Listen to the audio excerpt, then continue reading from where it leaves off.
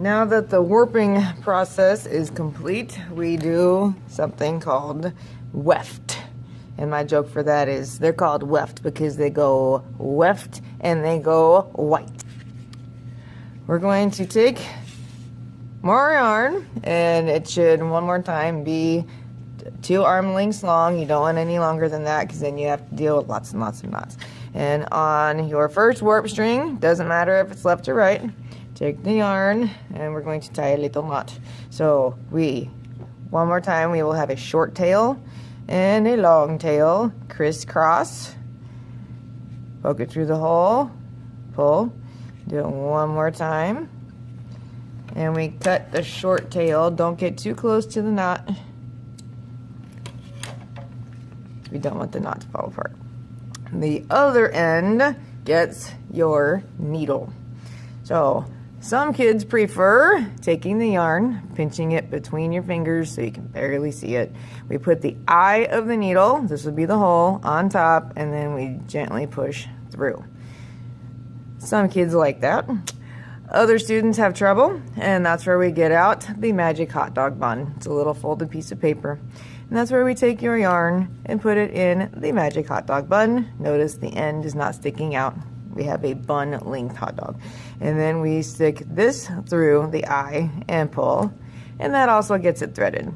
If you don't want this to come off of the needle, then we can crisscross, poke this through the hole, pull just once, we don't have to do it twice, and that'll keep it on. And notice one more time, I've got a short tail over here. We don't want to waste a lot of yarn and have a really long tail, and it will just get in your way and cause confusion.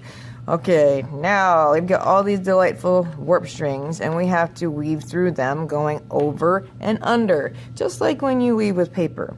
So this is tied on. I'm going to start out going under, over, under, over. And if you need to, use your other hand to help guide your needle and pull all the way. When we go back, we have to go the opposite direction. So we look at this string right here. Is this going on top or underneath?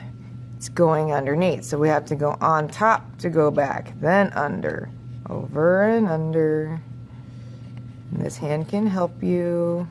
And try to be sure to not stab your needle through your warp strings, because that will give you some huge headaches. And pull. And the way to know if you did it right or not, when you look at your strings, these should be doing opposite things. So this one's on top and the next row is under. If they're doing the same thing, then you missed a warp string somewhere.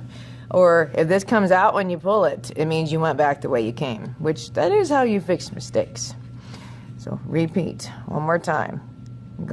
Have to check it. This is going underneath, so now I go on top of the first one, under, over, under, and use this to help you out.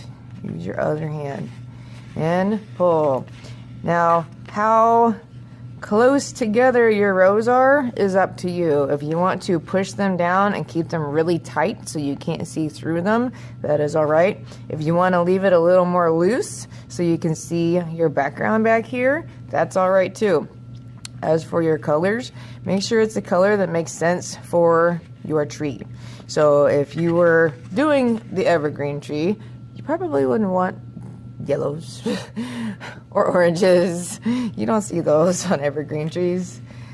For this kind, you have a lot more color choices. So different greens, you can work in reds, oranges, yellows, and you don't have to use just one color for the whole thing.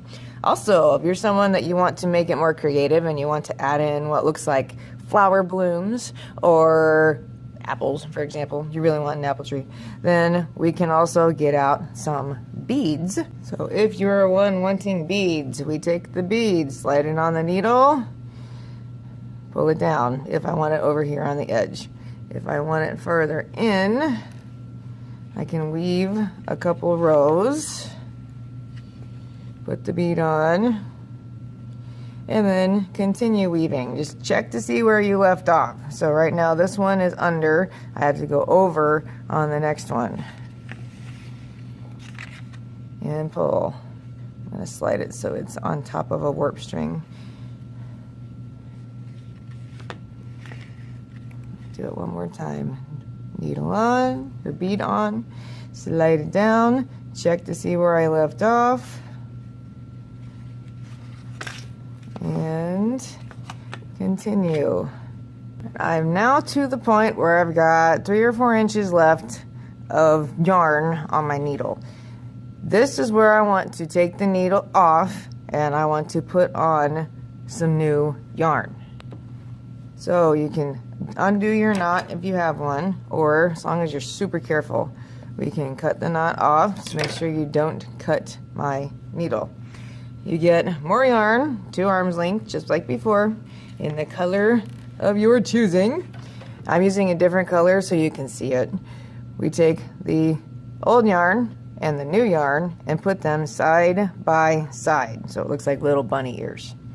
Alright, then we make a big loop. This is the bunny running around a tree. And notice that this crosses over right here. Take both of these and put them through the hole and pull. And then we cut your bunny ears so they're a little shorter. One more time, don't cut it right by the knot because it can come undone. Once it is cut, we take your yarn, put it in our magic hot dog bun, or thread it on your own, and tie a knot just like before, and continue weaving. And don't worry about that little knot. If it gets caught on things, you just use your hand. And pull. We can always hide that on the back side once you continue weaving.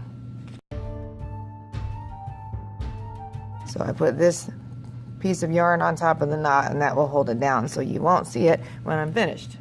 My tree's now looking pretty full. I'm going to take my knots and make sure they are tucked and hiding on the back side, and make sure all my beads ended up on the top side. I'm going to loosen this up just a little bit, because once you start weaving in here close to the top, it gets really tight and really awkward and hard to get the needle through. I'm just going to loosen those up a little bit. And to finish this off, we're going to take your yarn, put it under the warp string, making a loop, then go around and poke through the hole and pull and cut.